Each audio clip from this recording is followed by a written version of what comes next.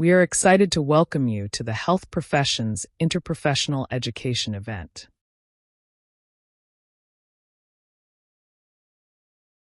The SimNovation objectives are: describe roles of health professions on the care team, participate in team-based communication to coordinate across different levels of care, demonstrate patient-centered decision-making while taking into consideration a patient's individual needs.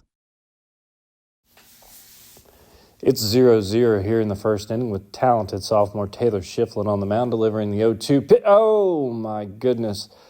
Shiflett's down on the mound right now. Hopefully a piece of the glove deflected that before it got to her, but it doesn't look like it did. Shiflett's down on the mound. We're going to take a break here while they tend to her.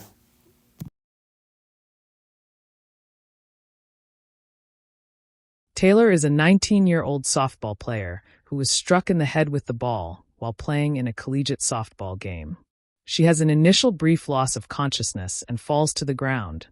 By the time help runs to her on the field, she starts to awaken.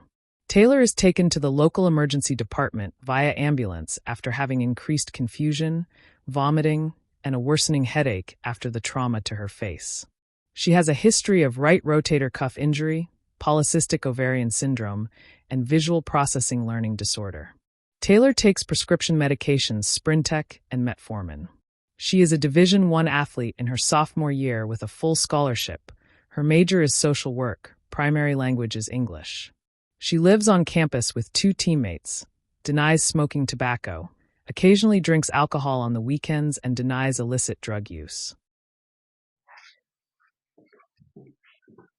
Hi, Taylor. I'm going to be your provider. Can you tell me what happened? I don't know. I don't even know where I am. What's going on? My face and the head hurt. But why am I strapped in? Taylor was struck in the head by a softball. She was hit pretty hard and she was out for a couple minutes. She hasn't been acting right since she woke up. Taylor, do you remember any of this? Tell me where you're hurting specifically. I remember pitching in the game, but I don't remember anything else. My face and my jaw really hurt. My teeth are loose. My head hurts. I think I'm gonna have to throw up. Taylor, I just want you to know I called your mom. She's on her way. You called my mom? Why did you call my mom? Is she coming? Tell her not to come. As a team, discuss the following. What are your team's concerns and priorities? How would your role as a healthcare team member impact the care for this patient? What additional information do you want to collect?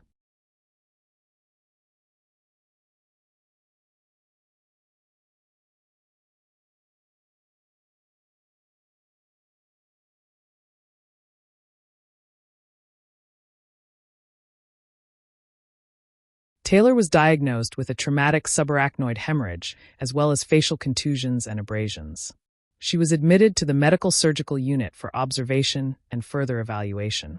She complains of continued headache and facial pain.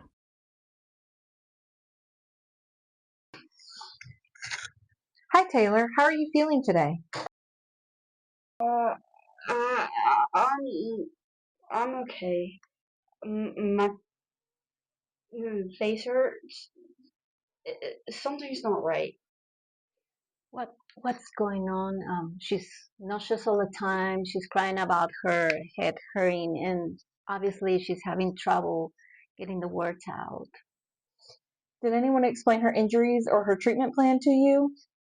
I just arrived. Nobody has been in to explain anything about my daughter's injury and nothing about the plan of care, and I'm really worried. So your daughter has injuries to her head and to her face, which are most likely causing her symptoms. So right now the plan is to keep her in the hospital and observe her, and then we'll discharge her to outpatient services. Services like counselor services. She has seen us counselor in the past. She's been dealing with problems with body imaging and food, and I'm just worried that all this is going to make things worse. Taylor was diagnosed with a subarachnoid hemorrhage, which is bleeding in the area between the brain and the thin tissues that cover and protect it. During this team discussion break, discuss as a team, what are your team's concerns and priorities? Are there professions not represented which could enhance care? As a team, discuss within the scope of your professional role, your understanding of the patient's prognosis, short and long term.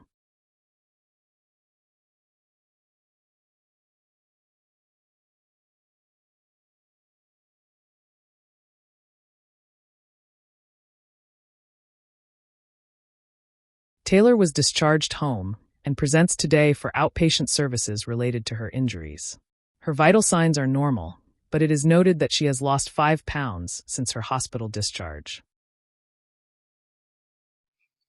Hi, Taylor. I'm glad you can make it in for your appointment for outpatient services. As part of your intake, let's start with how have you been feeling since you were discharged from the hospital? Uh, my head still hurts and I'm nauseous all the time.